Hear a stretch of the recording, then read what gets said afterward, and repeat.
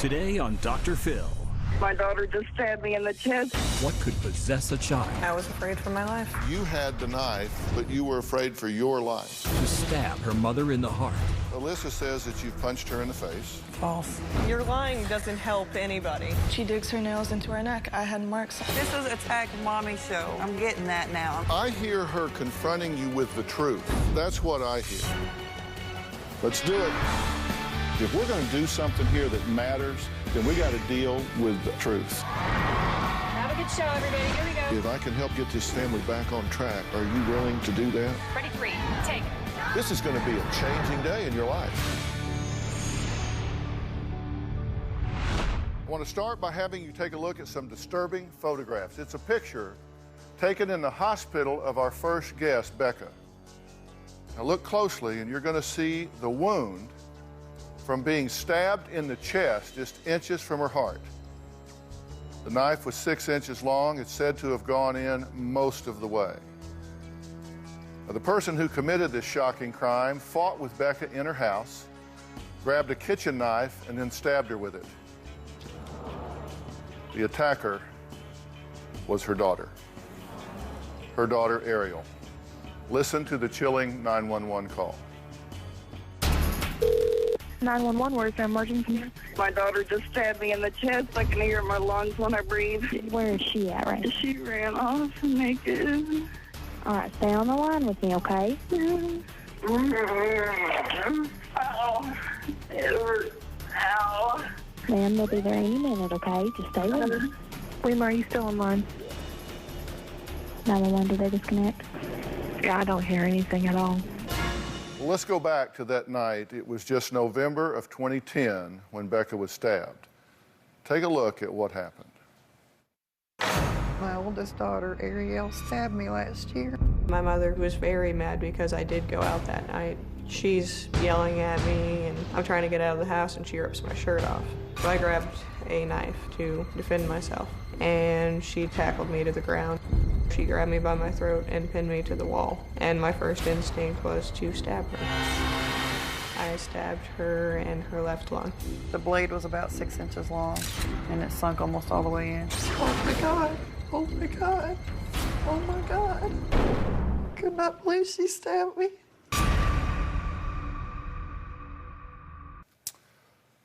Well, that's difficult to watch, right? Very. How do you feel about that now? I'm very angry still about it. I hadn't heard the 911 tape before. I didn't really remember calling 911. But you did, and at that point, you could hear air escaping through the wound, right? So you knew your lung was punctured. You knew that you were in trouble. Yes, Did you believe you were going to die I did. at that point? I did believe. I want to get to what happened the night you got stabbed. In fact, we have a police report here. How did this happen? You weren't just standing there and she came up and stabbed you. You were in an Right. altercation, right? We were in an You were trying to keep her altercation. from leaving. Trying to keep her from leaving the house. Next, what happened? She had a pajama top on. I ripped the top off, and I told her she is not leaving the house without a top on. And she took her pajama bottoms off and said, I'll leave the house naked if I want to. She first grabbed scissors, right? Grabbed a pair of Then she scissors. grabbed one knife. Grabbed one You knife. knocked that out of her hand. Then she grabs another knife. She grabs yet another knife. Okay. And she knocked my cell phone out of my hand. And when I ran to get the cell phone, she had gotten the knife and she ran to the front door. And I was trying to get the cell phone because I had her dad on speakerphone trying to talk some sense into her. When she ran to the front door, she was completely naked, had a knife in her hand, and there was no way in hell I was going to let her run out of the house in a neighborhood with a knife, naked. And so the only thing I could grab on her naked body was her hair.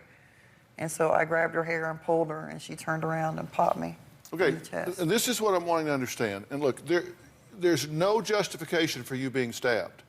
Okay, I'm not blaming the victim here. I'm trying to analyze the situation because it is a mirror to a lot of what happens in this family, right?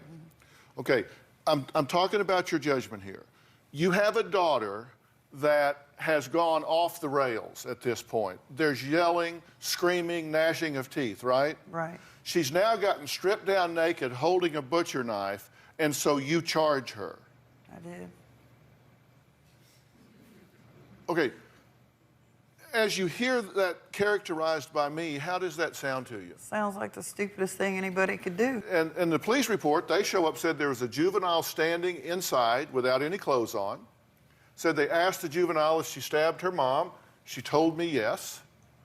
I observed a female lying on the floor in front of the kitchen. She was bleeding from the chest area, unresponsive. 6-inch kitchen knife was located on the front porch. It had reddish brown stain on it. So, I mean, this is how it reads, but the only thing missing from here that would normally be there is woman on kitchen floor expired. We also have a video of your husband, the father of these children, getting physical as well, restraining one of your other daughters. Yes. Okay, I want to take a look at that right now to see what's going on there. Abby, no. What are you going to do if you get up? Huh? Quit.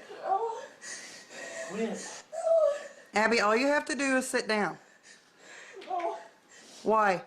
Because if I sit down, I'm not going to see Katie. Will you stop it? You're insane. Stop. You're not getting up. You're not getting up. You're not leaving the house.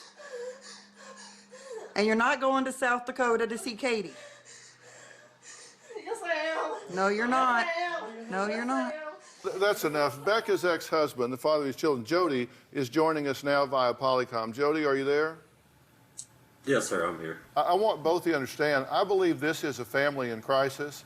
I believe you have let this thing unfold to the point that I think lives are in danger here.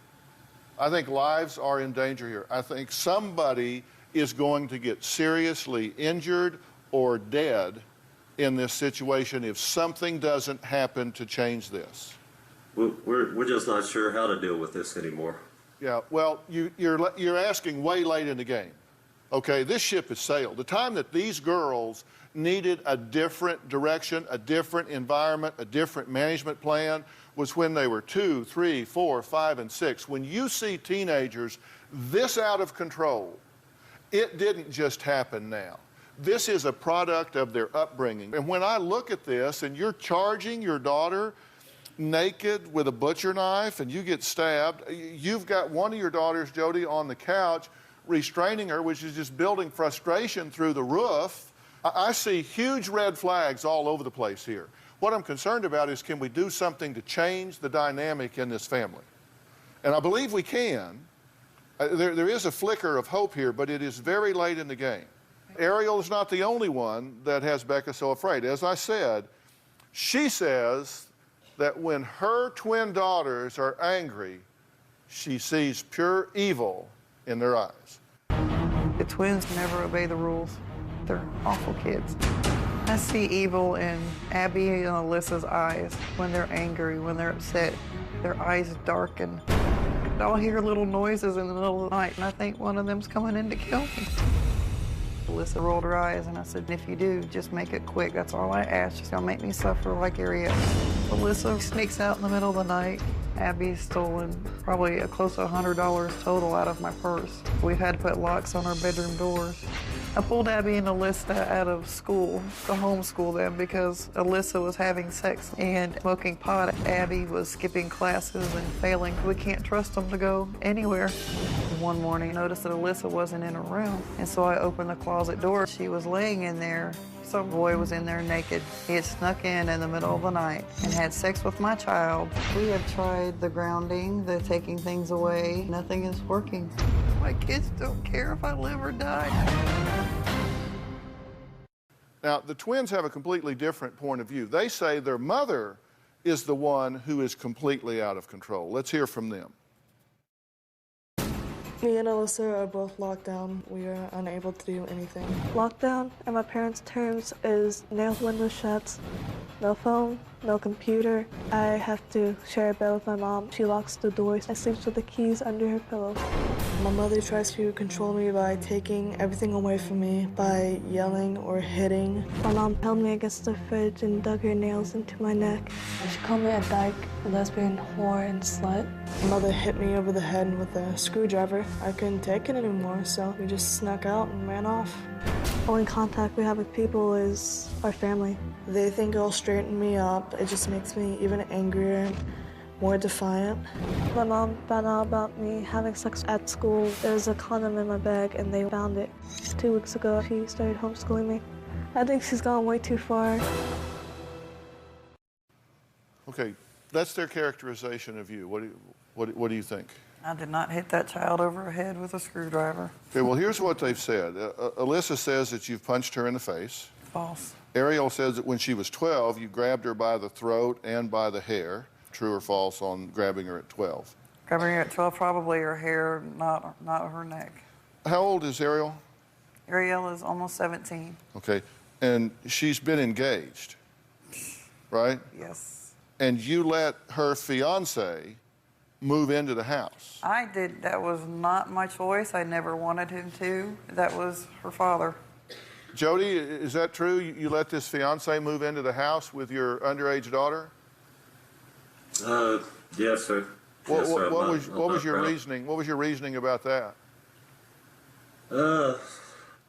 Dr. Phil, I felt really guilty. I've moved these girls around a lot. She'd been seeing him for a considerable amount of time, and that's no excuse, but I wanted to help him get a decent job so he could take care of her later in life. So they'd been together since she was how old? Since 3 months before she stabbed me. So she was not even 16 yet. Okay. So at 16, she's engaged. Yes. Okay. I do not like See, it. Here's the thing, guys. I think you've lived with this so long that you're numb and desensitized to it. No matter how guilty you feel, Jody, parenting from guilt just leads to more and more problems. So that's right. One thing I want you to take away today. Are you an alcoholic? No. You're not an alcoholic? No. Because your daughters say you have a drinking problem. I drink a couple glasses of wine a night, but I am not an alcoholic. Okay, and you said that one of your girls had stolen alcohol from you. Right, that was hidden. Okay, and you referred to it as your stash. Well, I had a little stash that, oh my gosh, that I keep hidden in the corner of a closet that I never got into, rarely. Well, you have to understand, somebody that deals with a lot of addiction, when I hear somebody saying that they hide and stash their alcohol. From the children, so the kids don't get into it. Yeah, okay. I do drink. I will admit that I drink. That started after the twins had me arrested, which that was later. So this is just something that you've started recently? Recently. All right. Is your daughter, Alyssa, is she bisexual? Yes. Okay. And she's how old? 15. Uh-huh. And have you called her all these disparaging names? She says you've called her a whore and a slut and a dyke. Called her a whore and a slut. Did you pour a soda on Alyssa's head? Yes, I did. And your theory in that? Tell me the outcome you're seeking when you do that. It was humiliation. At the time, in my thinking, it was either punch her teeth out or pour a soda on her head. Well, given those choices, I would vote for the soda. But fortunately, those aren't the only choices. But that's what I mean. I think y'all are in this so deep that it seems like it's almost doesn't even seem out of the ordinary for you. Okay, tell me about forcing them to smoke cigarettes and drink alcohol. When I found that they had stolen alcohol, which I found that they had that and some cigarettes, and I made them go out into the garage and smoke a cigarette, inhaling, and take a swig of alcohol. When I found, because I've heard of other parents doing that, and I've heard of my friends saying that when their parents did that to them when they were young, they never wanted to touch the stuff again. So that would be known as aversion therapy, or immersion therapy is another word for it, where you just give them so much of it, it makes them sick.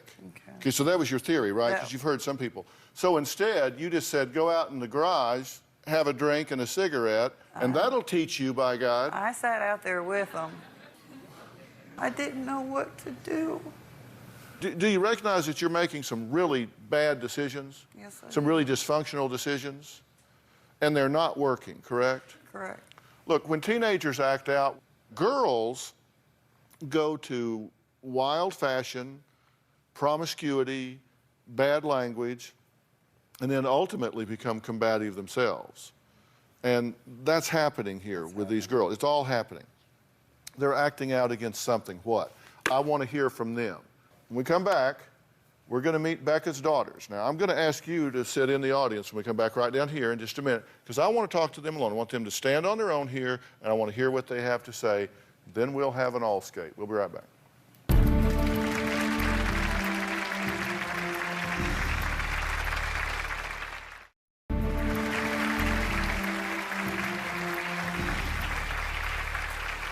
Well, Mom Becca was stabbed in the chest with a kitchen knife by her daughter, barely missing her heart. Serious life-threatening wound. Now, you'd think her daughter would be sorry, but she's really not. Take a look. When I had stabbed my mom, I got over it by not talking to her at all about it. After 2 days in juvie, Ariel did come to the hospital. She just kind of sat there and watched. Just watched the doctors take care of me, and nurses come in, and she just didn't have anything to say to me. I just kind of shut it out and acted like it didn't happen. Every time it's brought up, she said I was sorry, but I've never heard her say, I'm so very sorry for doing this to you. My mom still isn't over it. When I get attitude from Ariel, it feels like I'm getting stabbed all over again. Now, Abby, Alyssa, and her sister Ariel are here. Your mother's right down here.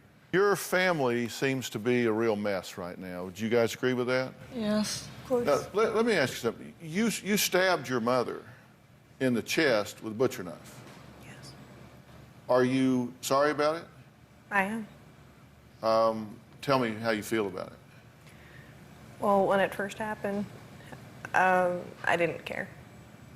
Now, I'm very remorseful for it. Why did you stab your mother? I was afraid for my life. Okay, you said it was self-defense. Yes. You felt like you were defending your life. Yes, sir. Okay, so she had a weapon? She did not. She didn't have a gun or a knife? How were you afraid for your life? You had the knife, she had nothing, but you were afraid for your life. There have been many times when she has physically abused me. One point, Alyssa was there. She had held me by my throat and pinned me to the couch. There are many times when she has attacked me, and I was afraid that it would happen again. When she has choked you before, has it been to the point that you thought, she could choke me out here? I mean, this could be it? Yes. Do you say, is that true or not?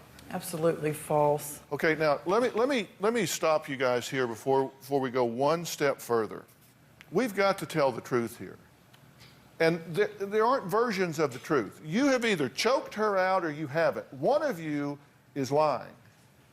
And I want you to be honest. And if the truth is somewhere in the middle, then explain that. But don't tell me two versions of what can only be one story. I would like to say she has told people many times that I've choked her. She even told the detective when she stabbed me that I had choked her. And he asked me about that, and I said, of course I didn't. And he said, I didn't think so. There were no marks on her neck. And oftentimes I do lift up their chin and make them look at me, but it's not to the point where I'm grabbing their necks or anything like that. I put my fingers under their chin and lift their heads up to make them look at me. Wrong or not, that's, fine, but I do not choke you. Okay, what do you want to say, Abby? Whenever she lifts her heads up, she digs her nails into our neck to make us look. Because if we push down, it'll just get worse. She digs her nails into our neck. I had marks on my Do you neck. consider it violent when she does this? Yes, I do. I mean, it's aggressive. It's violent and aggressive. Is. Are they lying about that, or is that their perception? Is that their possible perception? I think it's their perception, because when I try to lift their heads up and they're pushing their heads down, my nails are going to get dug in there. Okay, well, let me just say, we got to start clicking some things off here. That is dead wrong. Okay. You don't put your hands on these children in anger.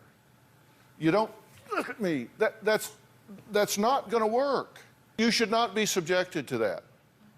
That's wrong on her part. You need to not do that. We're not going to do that. We're going to do other things instead. We'll be right back.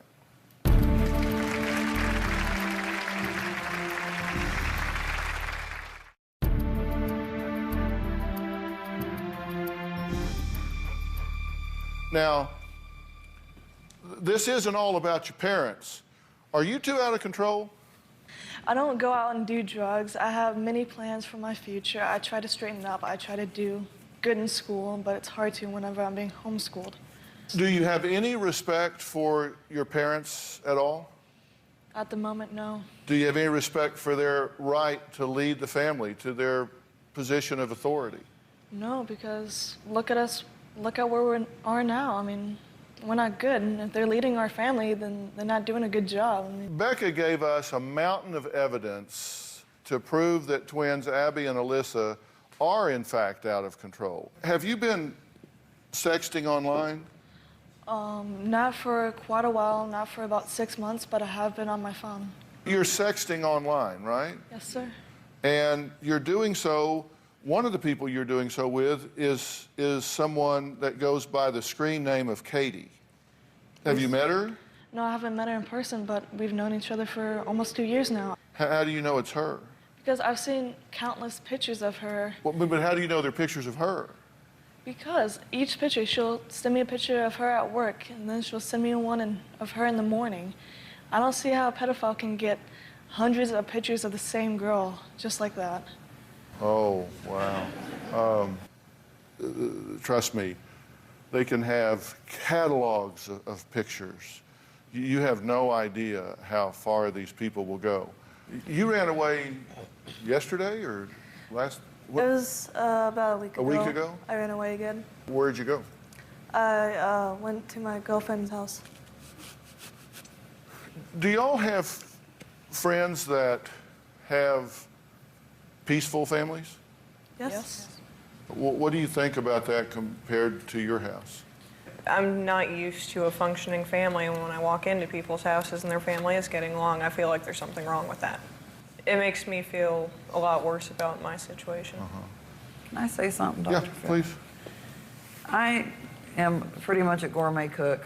I cook home-cooked meals every night for these children, every single night. When they do have friends over to the house, their friends want to move in and stay with us because we do have a good home life. Okay, now I have something to say. Okay. It's because you're two-faced. To everybody else, you are a saint. But as soon as you're alone and you get that wine, you are somebody completely different. You aren't this person that our friends see. You're manipulative and extremely verbally and physically abusive to all of us. Well, we have to take a break.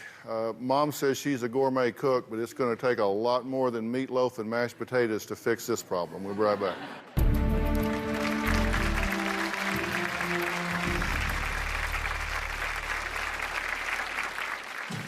My mom is manipulative, very two-faced, and extremely controlling. She cares about us when she's in one of those kinds of moods. She is a saint, and then she is a completely different person. I feel that my mom craves attention, and that's all she wants.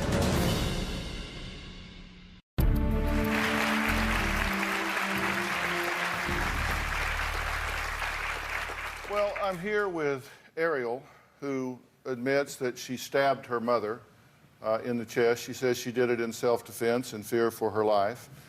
Abby, who says that she has been sexting since the age of 13 and has an ongoing relationship with someone her parents fear might be a pedophile, but she thinks is just a young girl that is a friend. And Alyssa, who says that she is bisexual and that her mother calls her demeaning names. Mother Becca is here. Jody, the biological father, is on the phone. This family is in crisis. Do you think this situation can improve? No, I honestly don't. You really don't? No one's going to change in our family. We are stubborn. We're not going to change. It might go back to good just for a little bit, but things will always get worse. What have y'all ever done as a family to try to make things better? We started family therapy several months ago, And that didn't work out because everybody wanted it to be my problem. You were extremely demeaning.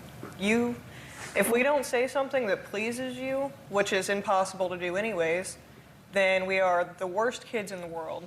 You shouldn't have had us. The twins were mistakes.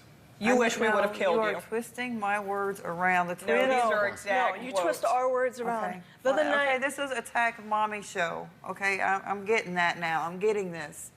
how do you think we feel whenever we try to tell you That look something on your you told face us? scares me to death. Why? Because it's your face? You know, we're here to try to get help. You know, we know we're not coping with everything well. We're not doing the right things, and we're looking for answers on that as well. But you guys have to work with us on that as well. Things were better until she started drinking. That's when our tight little family fell apart. When she started drinking and when you got arrested for possession and DUI, and then said that someone had beat you up so that you could hide the bruises after you fell off the porch drunk. Is that true? True. We'll be right back.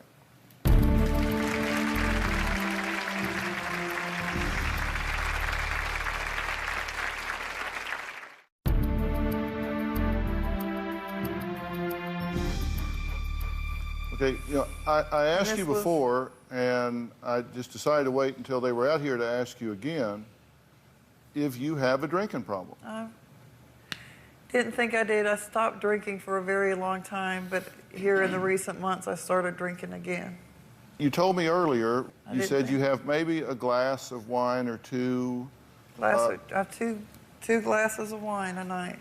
Well, 2 glasses of wine don't have you getting busted for DUI and falling off the porch drunk. Come on. This was different circumstances. I went to the dentist that morning and had a tooth pulled, and they put me on painkillers, and I had 2 glasses of wine, and decided after 2 painkillers and 2 glasses of wine that it was a good idea to get in the car and drive.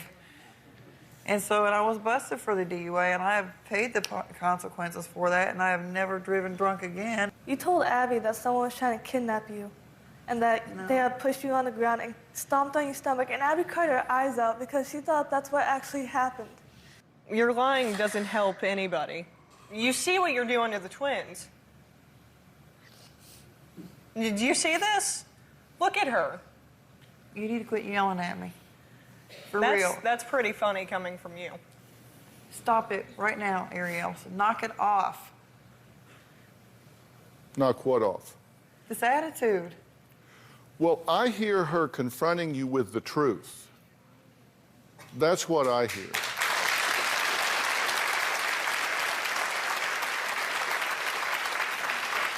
If you have a drinking problem, say so. I can help you with that. I'm concerned about this stash term.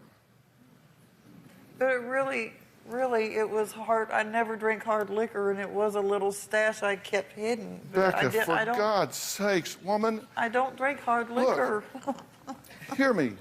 If you've got 3 girls that you think are out of control and can abuse alcohol, then don't have it in the home. Okay. You say, I never drink it.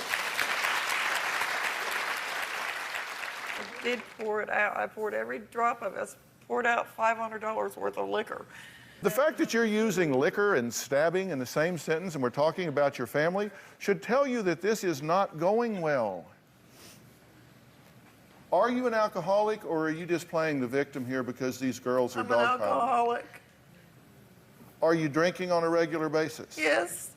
Is it changing your personality? Yes. Do you need help with it? Yes. If I offer it to you, will you take it? Yes. Because it can give you the opportunity. It can give you the opportunity to come to these girls clear-eyed and say, look, we've not done this right. Here's my point. I don't want you to be hurting. I don't want you to feel like that you're being judged for your sexuality, having to run away. Because I'm bi. That we're ruining her life for us being bi. And a few days ago, well, more like a week or so ago, she said that I could not drive until I started dating men. Because they say they're bisexual, and I said I could handle gay or straight. I don't know which team to root for. It's very confusing. I understand that that's confusing to you. This can get better. You are quite wrong. This can get better because you can get better, can't you? I don't know. You can get better. You can choose. Look, when you choose the behavior, you choose the consequences. So if you start choosing different things, you get different results. You make different choices. You can behave your way right out of this mess. We'll be right back.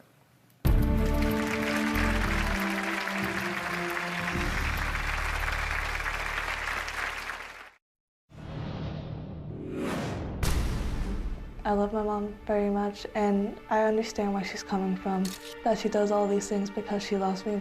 We might hate her at some points, but we wouldn't kill her. I've never had thoughts like that. Well, that's 15-year-old Abby and her twin sister Alyssa talking about how they've never let violence at home go too far. They say that's not in their minds. Do you realize that your mother could have died that night? Yes, I do.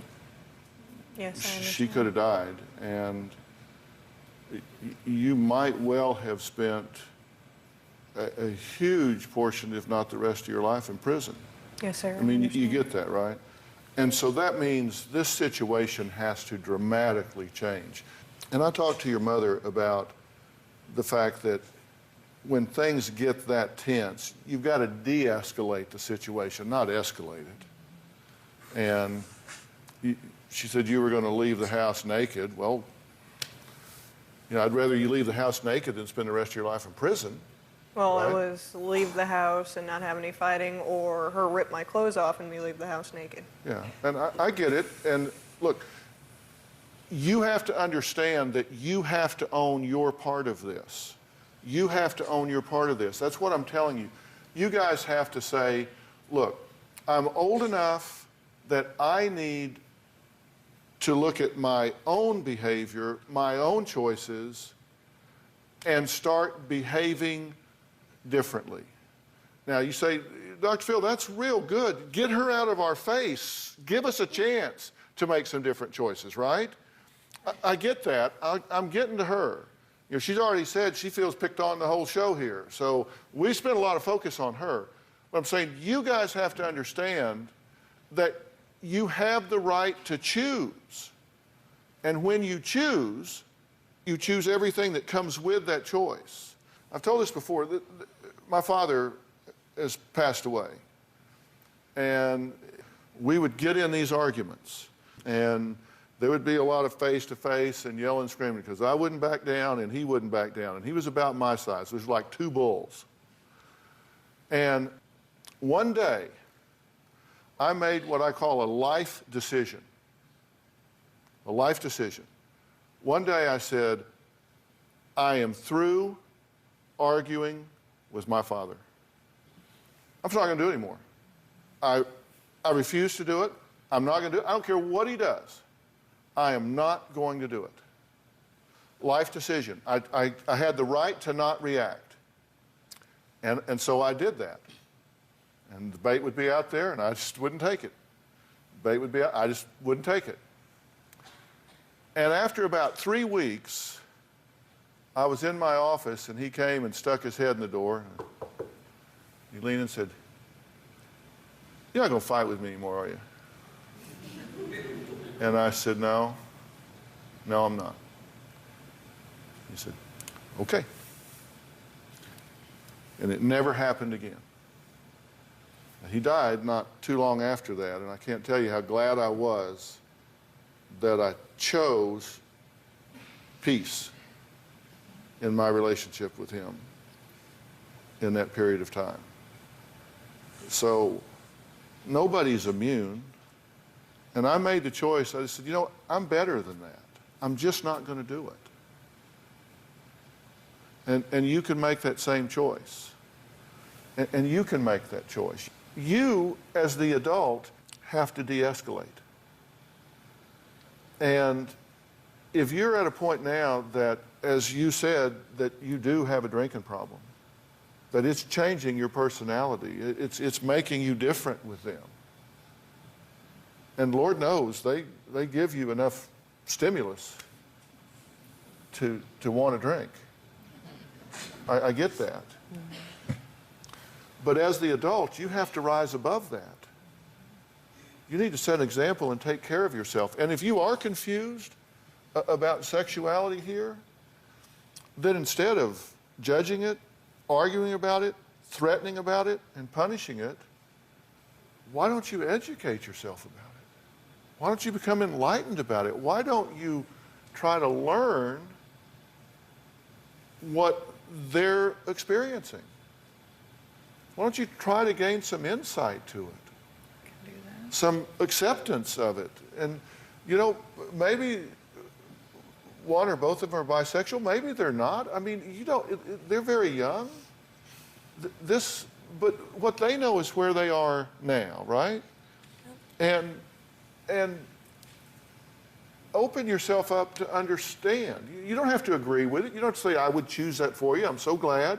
I'm not saying that. But you need to at least be open enough to learn about it and educate yourself about it. Because if, in fact, that is true, it isn't a choice. It's a reality. So I'm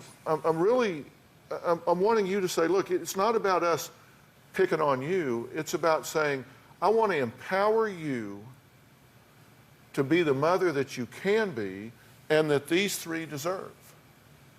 And I want to empower the three of you to be able to look yourself in the mirror and say, you know what? I'm proud of who I am, and I'm proud of what I'm contributing to this family. That's what we do. Me and Alyssa are proud of who we are, and we try to be the best that we can be. But they stifle it. They try to dye our hair blonde, give us a new wardrobe. And it's awful. We have never done that. You have tried to. You have talked about it. You talk about sending us away repeatedly. Okay, and but I'm telling you, you hear me saying I'm going to work on that. But what I'm telling you here is that you have to be willing to make responsible choices yourself. And being combative and yelling and screaming and with each other or with your mother, all this, there's a better way to respond than that, right? You know it's not working. This isn't a peaceful family, right? And you have to own your part of that. You do own your part of that, right? You realize you're not perfect in this. I realize that, yes. You realize that? I do. I know I'm not perfect, and I wish my mom would accept me for that. Okay, well, and your sexuality is not an imperfection, by the way. I don't want to put that in the same sentence. I don't see that way. Maybe you do. But you've got to be willing to say, look, if we're going to have a plan here and lean forward, I said I didn't have any hope, but I will participate in this and put one foot in front of the other. Because this show, as with all of our guests, this isn't the end, this is the beginning. We're going to start a process here that can involve a lot of things that we'll have to design and develop. One of those is getting you straight with this alcohol issue, because that doesn't help anything. I'm going to talk to you about that after the show. But you got to be willing to say, look, if you put something in front of us, a hill to climb, we'll climb it. We just don't want to be the only ones doing the climbing. You need to work on these guys too. And I'm saying I get that, but I need y'all to participate as well. Fair enough? Okay. All right, as I say, we're out of time, but this is just a beginning. You'll see these folks again. We'll be right back.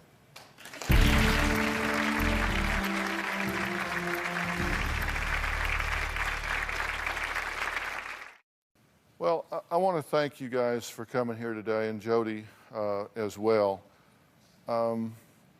It's never easy to confront all of this stuff and deal with it. Somehow or another, it's easier to just kind of suffer it and let days turn into weeks and weeks turn into months and months turn into years. But the problem is you're creating a history that predicts your future. And if you want a new future, you got to make different choices. And you can't, it's clear to me you can't do that on your own. Because you guys are so entrenched in this behavior right now that if you just went back home and said, well, you know, boy, Dr. Phil really put a sharp point on this and we really see it, the chance that you're going to really make a change without restructuring and reprogramming and getting additional help and support is almost zero. But as I said, I've never been under the misapprehension that we do like 1-hour cures up here. This is a beginning. I've told you what I think and what I see. And we have wonderful resources available here. And we help all of our guests after the show with that.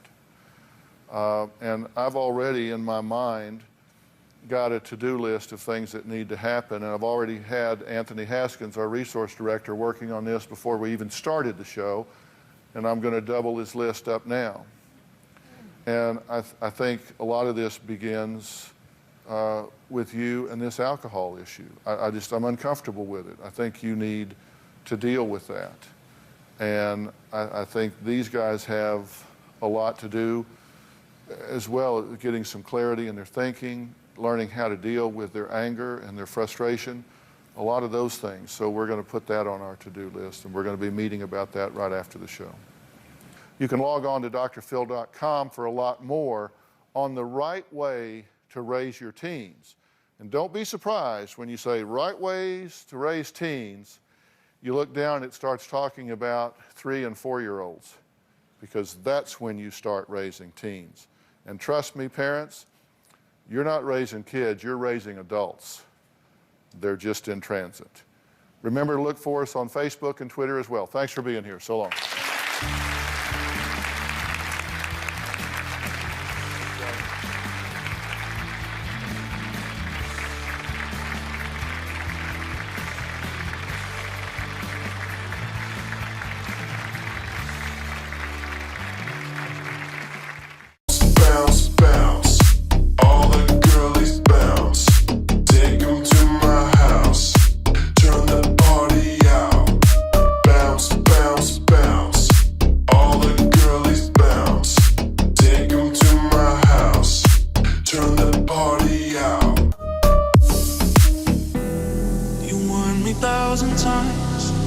Memories can kill ya, but I didn't hear ya.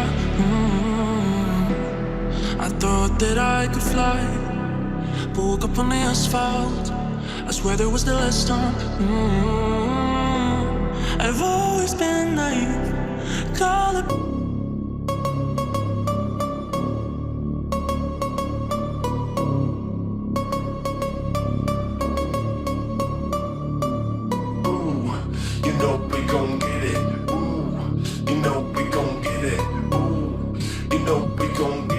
Every day and night, that's right.